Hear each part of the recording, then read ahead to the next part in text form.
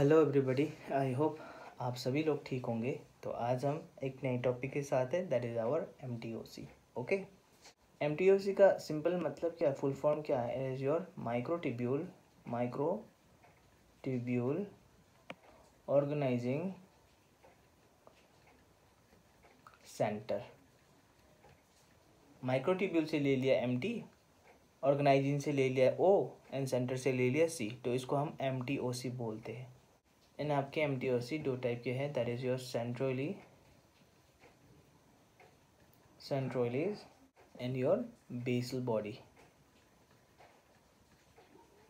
सेंट्रोइलीज and basal body. Okay, centrioles किसको बोलते हैं? सेंट्रोइलीज सेंट्रोजोम के अंदर होता है, 90 डिग्री अलाइंड में रहता है।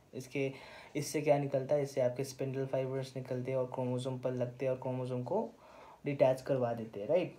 आई होप आप लोग को पता होगा सेंट्रोइलीज किसको कहते हैं। जो आपके बेसल बॉडी है, बेसल बॉडी देखिए फॉर एन एग्जांपल, ये क्या है? एक फ्लैजिला है या तो सीलिया।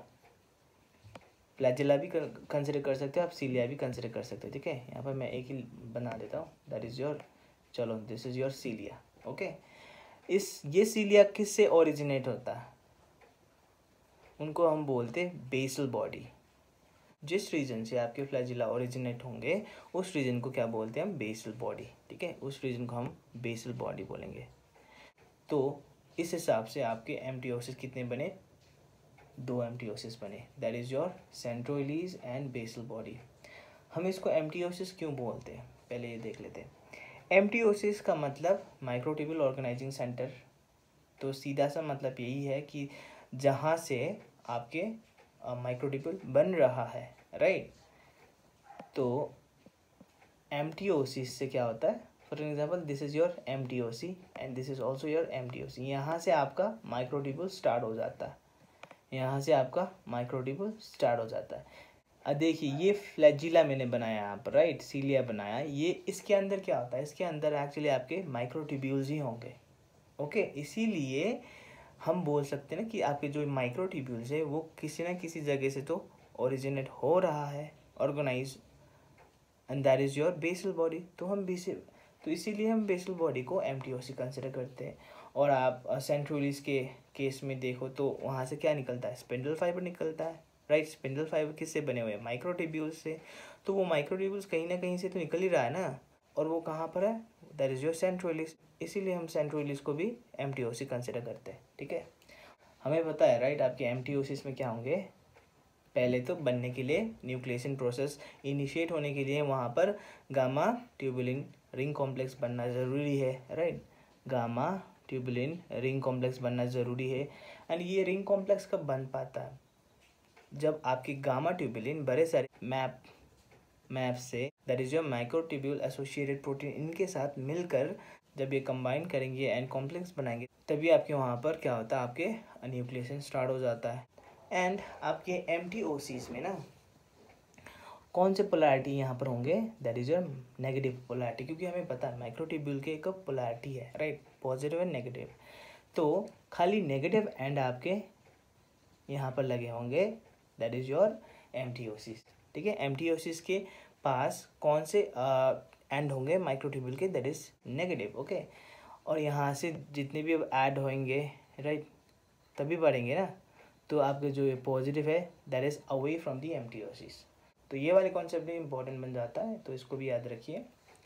चलिए आगे बढ़ते हैं, हम देख लेते हैं हम इनके कुछ अरेंजमेंट, ठीक है। क्योंकि हमें पता है, चाहे आपके सेंट्रोइलीज हो चाहे आपके बेसल बॉडी हो, ये किससे बनते हैं? आपके माइक्रोट्यूब्यूल से ही बनते हैं। तो इनके माइक्रोट्यूब्यूल्स के भी अरेंजमेंट को हम देख लेते हैं। पहली बात, इनमें होता है आपके ट्रिपलेट माइक्रोट्यूब्यूल, राइट। हमने पहले वाली क्लास में ही देखा था ट्रिपलेट माइक्रोट्यूब्यूल्स किसको बोलते हैं। जब आपके एक complete protofilament that is 13 and उस पर लगे होंगे आपके और ट्यूब्यूल पर, उनमें कितने होंगे आप प्रोटोफिलामेंट? उनमें खाली आपके 10 ही होंगे, राइट, 10 ही होंगे, पर इनमें होगा आपका 13, राइट। तो जिसमें 13 है इसको हम ए ट्यूब्यूल बोलते हैं और बी एंड सी ट्यूब्यूल बोलते हैं, दोनों को, ठीक है। तो आपके जो एमटीओसिस में है सेंट्रोइलीज, या तो आप बेसल बॉडी में देख लो, आपके ट्रिपलेट माइक्रोट्यूब्यूल होंगे। और कितने होंगे ये होंगे आपके 9 माइक्रोट्यूब्यूल। ठीक है, 1 2 3 4 5 6 7 8 9। ठीक है, 9 माइक्रोट्यूब्यूल्स होंगे। और किस टाइप के माइक्रोट्यूब्यूल्स होंगे आपके? ट्रिपलेट माइक्रोट्यूब्यूल्स होंगे। ठीक है, तो 9 ट्रिपलेट माइक्रोट्यूब्यूल्स से बनते हैं आपके एमटीओसीज। और यहाँ पर आपके न्यूक्लिएशन की प्रोसेस स्टार्ट हो जाता है। और इसके अरेंजमेंट को हम 9+0 से भी डिपेक्ट कर सकते हैं। ठीक है, क्योंकि देखिए कितने माइक्रोट्यूब्यूल्स है आपके पास? 9 है, राइट। और सेंटर में कुछ भी नहीं है, तो इसलिए हमने बोल दिया 0, क्योंकि आपके फ्लैजिला एंड आपके सीलिया में सेंटर में भी कुछ माइक्रोट्यूब्यूल्स होंगे, इसीलिए यहाँ पर हमने 0 लिख दिया in order to differentiate from cilia and flagella. ठीक है, बेसल बॉडी। चलिए for example this is your basal body. Okay, यहाँ से क्या स्टार्ट हो जाता है? This is your flagella, right, flagella. तो ये फ्लैजिला भी किससे बने हुए हैं? माइक्रोट्यूब्यूल। एंड जो आपके बेसल बॉडी है ये भी किससे बने हुए हैं? माइक्रोट्यूब्यूल। पर ये है कि आपके बेसल बॉडी में 9+0 अरेंजमेंट है माइक्रोट्यूब्यूल्स के। और आपके फ्लैजिला में कुछ इस तरीके का होगा। ठीक है, पहली बात तो ये है कि इनमें डबलेट माइक्रोट्यूब्यूल्स होंगे। डबलेट माइक्रोट्यूब्यूल्स मतलब कंप्लीट 13 प्रोटोफिलामेंट, राइट। उसके बाद खाली 10 प्रोटोफिलामेंट। तो इस टाइप के कुछ होंगे फ्लैजिला एंड आपके सीलिया में। तो 1 2 3 4 9 ही होंगे इनमें भी। 7 8 9। ठीक है, 1 2 3 4 5 6 7 8 9, यस। एंड इसके अलावा आपके फ्लैजिला एंड सीलिया के केस में अंदर भी होंगे 2 माइक्रोट्यूब्यूल, इनको हम बोलेंगे सेंट्रल पेयर। ठीक है, तो इस टाइप के कुछ होंगे, इसीलिए आपके इस अरेंजमेंट को हम 9+2 भी बोलते। बाहर वाले 9 और अंदर 2। ठीक है, पर ये जो अंडर वाले हैं this is not your doublet. Okay, ये सिंगलेट माइक्रोट्यूब्यूल होंगे अलग अलग। इसमें भी 13, इसमें भी 13। ठीक है, इसीलिए मैंने यहाँ पर पेयर बोल दिया है। नहीं तो हम यहाँ पर भी हम पेयर बोल सकते, पर ये तो टाइप है माइक्रोट्यूब्यूल का, राइट, डबलेट है ना ये, इसीलिए हम बोल रहे थे 9+2। बाहर 9 और अंदर 2। ठीक है, चलिए आई होप आप लोग को समझ में आ गया होगा अरेंजमेंट। यहाँ पर मैं लिख देता हूँ। अगर हम अरेंजमेंट की बात करें तो आपके बेसल बॉडी में होंगे 9+0 एंड आपके सीलिया में होंगे या तो फ्लैजिला में होंगे 9+2। ठीक है, क्यों हुआ पता चल गया होगा आपको। एक्चुअली होता क्या है, जो ये बेसल बॉडी में ना A B एंड C है ना, बेसल बॉडी में A B C माइक्रोट्यूब्यूल के अरेंजमेंट। आपके जो ऊपर जाता है ना, अब ये तो क्या हो गया? This is your basal body. Basal body जो ऊपर जाता है इसको हम एक्सोनीमा भी बोलते हैं। ये वाले स्ट्रक्चर को ना एक्सोनीमा भी बोलते हैं। एक्सोनीमा आगे देखेंगे हम, एक्सोनीमा। सो आपके जो एक्सोनीमा में खाली आपके A and B he continue हो पाता है, C यहीं पर टर्मिनेट हो जाता है। ओके, ये एक बॉर्डर है C के लिए। C यहीं तक आ सकता था क्योंकि ये क्या है आपका बेसल बॉडी, ऊपर क्या है आपका अब फ्लैजिला स्टार्ट हो जा रहा है, तो C आगे नहीं बढ़ पाता, खाली आपके B एंड A ही आगे बढ़ पाता है। इसीलिए इनमें ट्रिपलेट होंगे एंड इनमें डबलेट होंगे। देखिए एक्सोनीमा एक स्ट्रक्चर है, यहाँ पर आप इमेजिन कर लीजिए माइक्रोट्यूब्यूल है। ठीक है, यहाँ पर और यहाँ पर भी 2 माइक्रोट्यूब्यूल है और फिर यहाँ पर ऐसे माइक्रोट्यूब्यूल आप इमेजिन कर लो। अभी के लिए मैं दिखाऊंगा आप लोग को एक अच्छा वाला डायग्राम, पर अभी के लिए बस इमेजिन कर लो ये एक माइक्रोट्यूब्यूल है और यहाँ पर क्या होंगे आपके प्लाज्मा मेम्ब्रेन, राइट। देखिए यहाँ पर फ्लैजिला या और सीलिया ऐसे माइक्रोट्यूब्यूल के डंडे ही नहीं जाएंगे ना, उस पर किसके कवर होंगे? उस पर आपके प्लाज्मा मेम्ब्रेन के कवर होंगे। ठीक है, तो this is your plasma membrane. And जो आपके ये स्ट्रक्चर बन रहा है ना ये वाला, इसको हम क्या बोलते हैं? एक्सोनीमा। ओके, इसको हम बोलेंगे एक्सोनीमा। ओके, आई होप आप लोग को समझ में आ गया होगा एक्सोनीमा किसको बोल रहे हैं हम। चलिए आगे भी देखेंगे। तो देखिए ये है आपका एक कंप्लीट अच्छा वाला diagram about your flagella and basal body. Okay, यहाँ पर भी बना लेंगे हम। This is your basal body, basal यार बॉडी बी भी लिख देता हूँ मैं, ठीक है। बेसल बॉडी, इसको हम कीनोटोजोम भी बोलते हैं, ठीक है, बेसल बॉडी को। एंड जो आपका ये है, दिस इज योर फ्लैजिला,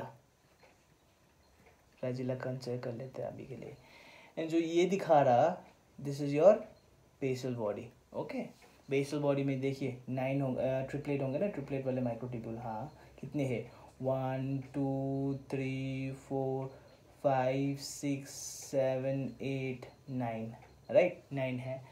तो 9 और प्लस बीच में है माइक्रोट्यूब्यूल नहीं है, इसीलिए 0। That is your basal body. Okay, and देखिए आपके फ्लैजिला की बात करते हैं। फ्लैजिला में डबलेट होंगे, ठीक है, लिख दिया डबलेट। एंड जो आपके फ्लैजिला के डबलेट वाले माइक्रोट्यूब्यूल है, ये आपस में किस से जुड़े हुए होते हैं? एक प्रोटीन से ही जुड़े हुए होते हैं, ठीक है। उस प्रोटीन को हम बोलते हैं निक्सिन। तो nexin is the linkage between two doublet microtubule, ठीक है। एंड ये ए एंड ये बी, राइट, ए बी।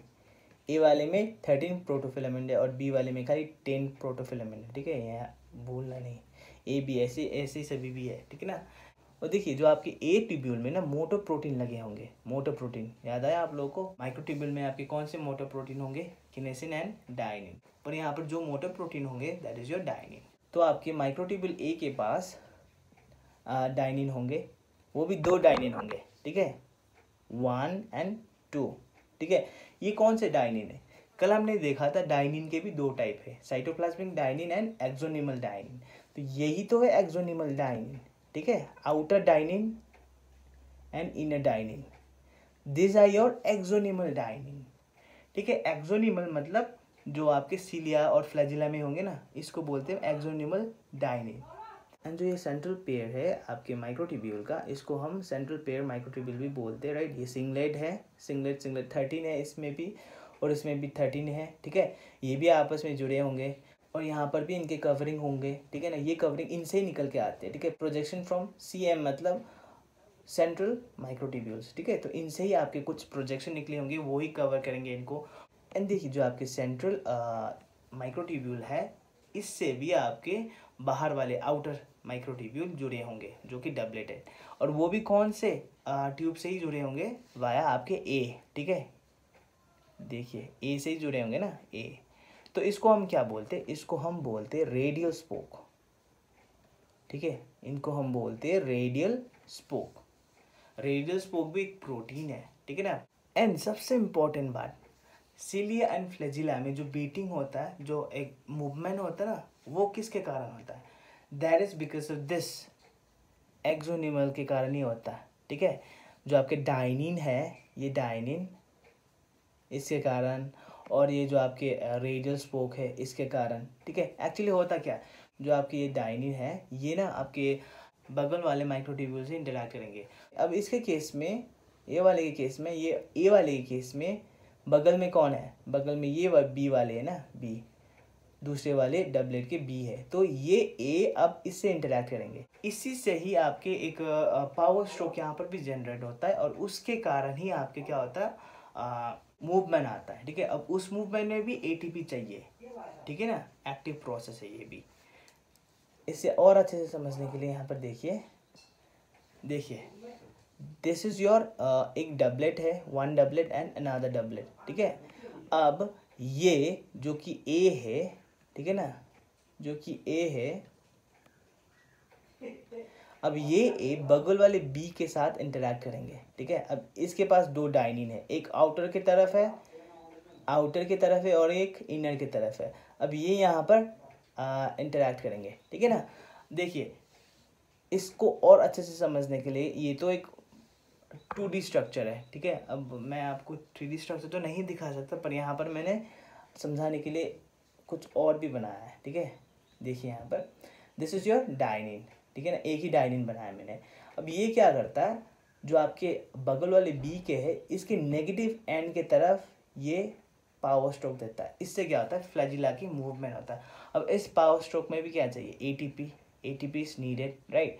तो इसको करने के लिए भी एटीपी चाहिए, ठीक है ना। तो इससे मूवमेंट होता है। अब इसके बीटिंग से ही आपके ये एंड ये वाले बीटिंग से ही क्या होता है, आपके फ्लैजिला एंड सिलिया में एक बीटिंग सा आ जाता है, ठीक है। आई होप आप लोग को समझ में आ गया होगा आज का क्लास।